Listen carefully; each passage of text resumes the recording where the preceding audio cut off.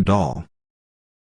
In the last year of Franz Kafka's life, he fell in love with Dora Diamond, a young girl who ran away from her family in Poland and lived in Berlin. She was half Franz Kafka's age, but she was the one who gave him the courage to leave Prague, something he'd been wanting to do for years. She became the first and only woman he lived with. He got to Berlin in the fall of 1923 and died the following spring, but those last months were probably the happiest months of his life. Every afternoon, Kafka went out for a walk in the park.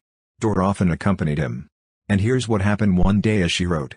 While we were in Berlin, Franz often went to our local park in Steglitz. Sometimes I went with him. One day we met a little girl. She was weeping and appeared to be in complete despair. We spoke to her. Franz questioned her and we learned that she had lost her doll. At once he invented a sufficiently plausible story to explain the disappearance of the doll. Your doll has simply gone on a journey. I know because she's written me a letter. The little girl was a bit suspicious. Have you got it on you? No, I left it at home by mistake, but I'll bring it with me tomorrow. Intrigued, the child had already almost forgotten what had made her so upset in the first place. And Franz went home immediately to write the letter. He set to work with the same seriousness he displayed when composing one of his own works. And in the same state of tension he always inhabited at his table, even when writing a postcard. Besides, it was a real labor, as essential as the others, since the child must at all costs not be cheated, but truly appeased.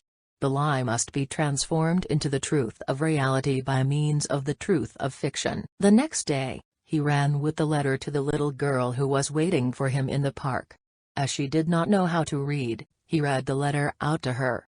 The doll declared that she was tired of living in the same family all the time, expressed her longing for a change of air, in a word, to go a little way away from her.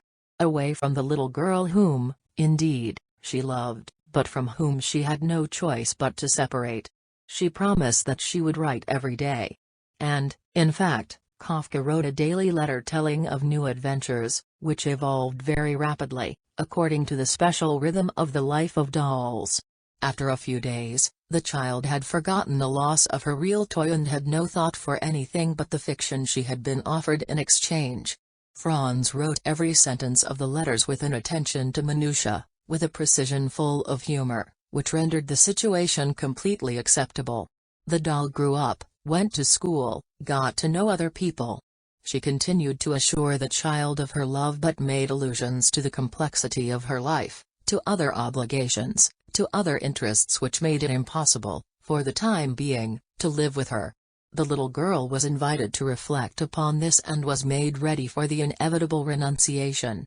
The game lasted at least 3 weeks. And Franz was in terrible distress at the thought of having to bring it to an end. For it was necessary that the end should be exactly right, that is to say, capable of substituting order for the disorder brought about by the loss of the doll. He cast about for a long time and finally decided to marry off the doll. He described the young man, the engagement, the wedding preparations in the country, then, in great detail, the house of the young couple. You yourself will understand. We must give up seeing each other, said the doll. Franz had, thus, resolved a child's conflict through art, the best method he possessed for bringing order into the world.